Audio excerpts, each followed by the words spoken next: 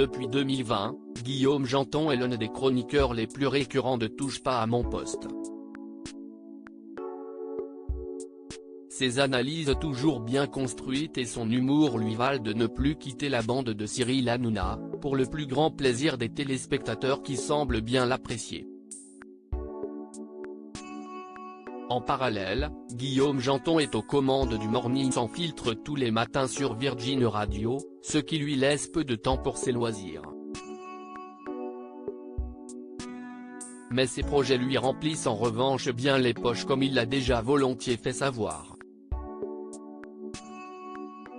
Guillaume Janton n'est toutefois pas le seul de sa famille à pouvoir se vanter d'avoir réussi dans le milieu. En effet, comme nous l'apprend Télé Loisirs, le chroniqueur aux cheveux décolorés est le cousin d'un journaliste bien connu du grand public. À savoir, Antoine Janton, 43 ans. Les deux hommes ne seraient cependant pas proches, à cause notamment de leur différence d'âge et de leur éloignement géographique lors de leurs jeunes années, précisent nos confrères. Antoine Janton en première ligne lors de la grève qui a touché iTélé. Antoine Janton a beaucoup gravité entre Nancy, Paris et Reims durant son enfance. Installé dans les Yvelines après son bac, il a ensuite suivi des cours de lettres supérieures et première supérieure, Hippocagne et Cagne, pour se préparer au concours littéraire des écoles normales supérieures. Mais en 2001, il rejoint finalement le Centre universitaire d'enseignement du journalisme, CUEI, de Strasbourg. Son diplôme en poche, Antoine Janton a entamé sa carrière avec des piges sur les ondes de France Bleu Alsace et pour France Info et France Inter.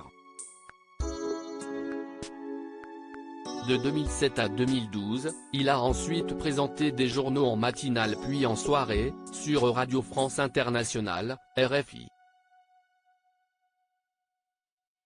En septembre 2012, Antoine Janton a fait sa rentrée sur la chaîne d'information en continu Télé.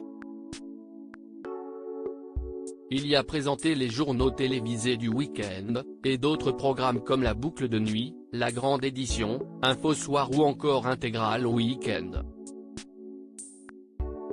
Lors de la grève qui a touché la chaîne en 2016, et qui a duré 31 jours, Antoine Janton était la figure la plus visible de la contestation, grâce à sa position de président de la Société des journalistes d'ITélé.